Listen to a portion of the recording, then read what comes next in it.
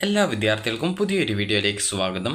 ഈ വർഷത്തെ Kerala engineering pharmacy second allotment ലഭിച്ച വിദ്യാർത്ഥികൾക്കുള്ള അഡ്മിഷൻ ഇന്ന് അവസാനിക്കും.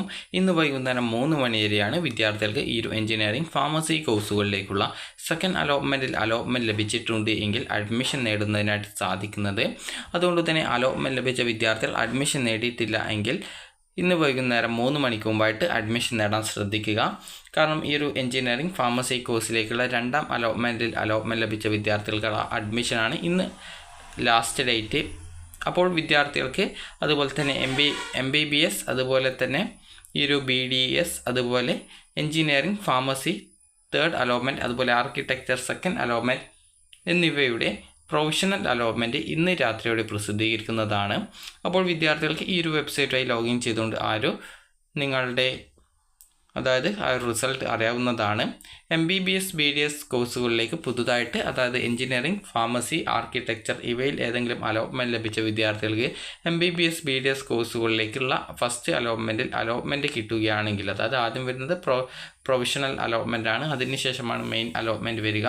അപ്പോൾ മെയിൻ അലോട്ട്മെൻറ്റ് കിട്ടുകയാണ് എങ്കിൽ നിങ്ങൾക്ക് ആദ്യം ലഭിച്ച അലോട്ട്മെൻറ്റ് നഷ്ടപ്പെടുന്നതും പിന്നീട് നിങ്ങൾക്ക് ലഭിക്കുന്ന MBBS BDS കോഴ്സുകളിലേക്കുള്ള അഡ്മിഷൻ നിങ്ങൾ എടുക്കേണ്ടതായിട്ട് വരുന്നതായിരിക്കും.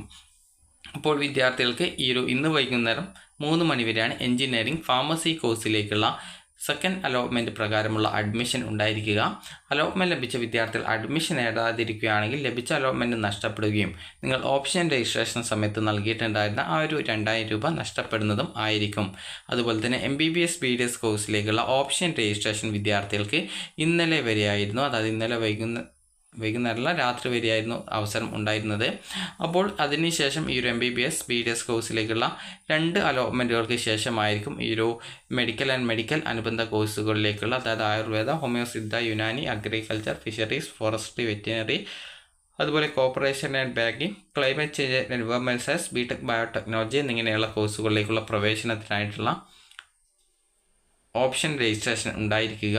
അപ്പോൾ നിലവിൽ ഈ ഒരു എഞ്ചിനീയറിംഗ് ഫാർമസി കോഴ്സിലേക്കുള്ള സെക്കൻഡ് അലോട്ട്മെൻറ്റ് ലഭിച്ച വിദ്യാർത്ഥികൾ അഡ്മിഷൻ ഇന്ന് വൈകുന്നേരം 3 മണിക്ക് മുമ്പായിട്ട് നേടാനായിട്ട് പ്രത്യേകം ശ്രദ്ധിക്കേണ്ടതാണ്. അപ്പോൾ വിദ്യാർത്ഥികൾക്ക് ഈ ഒരു വീഡിയോ ഉപകാരപ്രദമായിട്ടുണ്ടെങ്കിൽ ലൈക്ക് ചെയ്യുക, ഷെയർ ചെയ്യുക. Thank you for watching.